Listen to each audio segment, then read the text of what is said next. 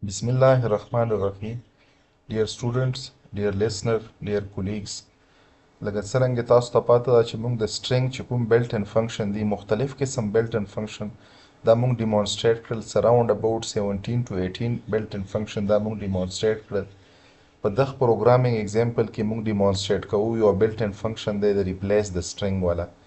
نو موږ راځي چې دا وکړو چې دا string کې replace function موږ څرنګه استعمالولی شو general syntax یې څه شی دی او استعمالېدو نه بعد یې موږ سره result څرنګه راسي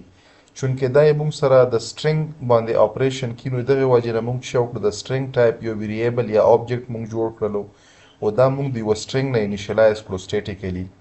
بیا موږ څه وکړلو initialization نه بعد چې د کوم د before مطلب replace function دی replace function نه مخکې موږ څه وکړلو pre replace function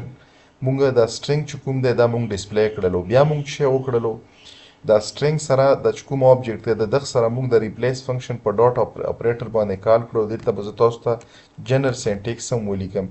موږ سره چې کوم object وي په object سره څه شی کیږي replace function کال کیږي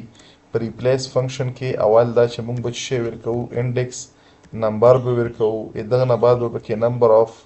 number of character به پکې ورکوو number of character دغه نه بعد چې کوم یو string پکې تاسو مطلب replace کېدل غواړو نو دلته به موږ سره څه شی راشي هغه string چې کوم تاسو غواړو چې دی تاسو سره څه شي replace شي replace کېدو د دغه string لپاره بیا موږ سره دا function څه شي end شي نو دلته که تاسو وکړو موږ څه کړی دا اس موږ سره دا د string class یو object دی په دغه سره موږ replace function کال کړلو دلته موږ index number 7 ورکړی مطلب دا چې په دغه اس کې چې کوم string دی په دغه کې index 7 له لاړ شو نو دا موږ سره 0 index شو 1 2 3 4 5 6 او دا 7 دغه index له لاړ شه دغه نه بعد څه وکړه دلته موږ سره څومره number of character ته غواړي چې دا تاسو سره ختم شي replace شي نو دلته موږ سره number of character په دغه word کې څومره یې 4 دي مطلب په دغه جاوا کې word څومره یې دا کې 4 دي نو دا 4 character به replace کې په څه شي باندې په دغه string باندې او بیا د ریپلیس کېدو نه بعد چې په دغه اس کې کومه د اپډیټډ ډیټا راشي دا به موږ ډسپلی کړو زه به راشم دا پروګرام به کمپایل کم کمپایلیشن کې څه مسله پکې نشته دی دا به زه رن کم چې رن مې کړلو نو دلته تاسو کتی شو چې کوم موږ سره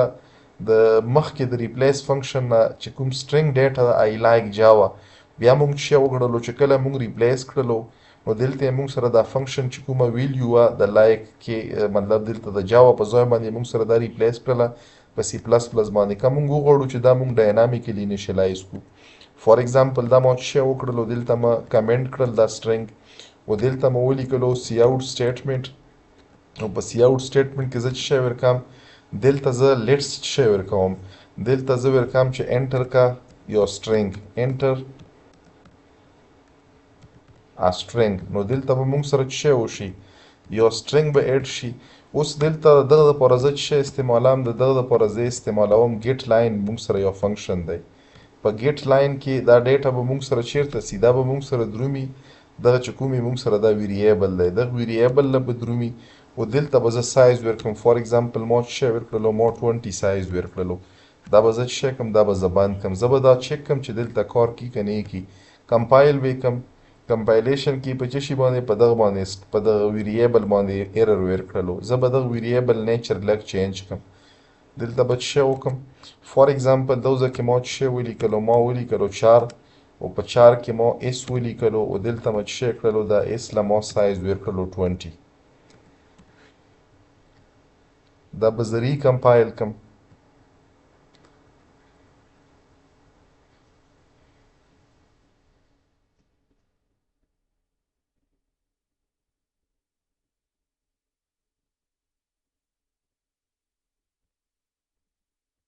دا به زه ریکمپایل کړم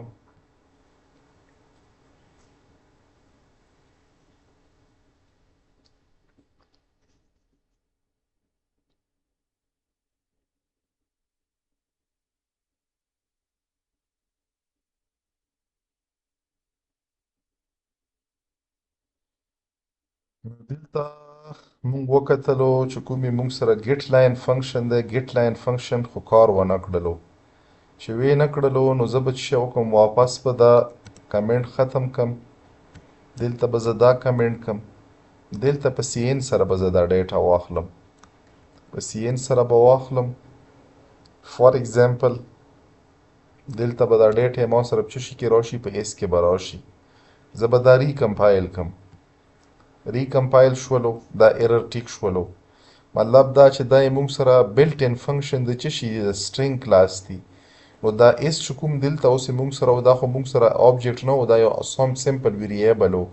دغه وجه نه دا فنکشن نه پیژندو، دلته ایرر ورکړلو.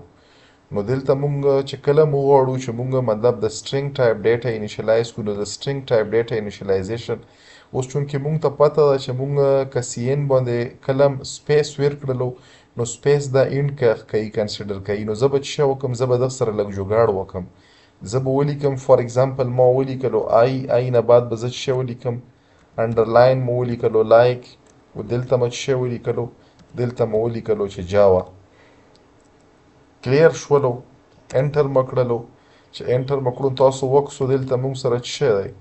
دلته مونږ سره راغلو آی لایک سی پلس پلس، او دلته څه دی؟ آی لایک مونږ سره دا مونږ ډاینامیک کړلو. نو په بعضې ټیم کې به ته څه کې د یو سپیسیفیک پرابلم د سالو کېدو دپاره به چې کومې تا پروګرامینګ سکیلز ویا به استعمالوې، نو دلته چونکې دلته کنفلیکټ راتلو.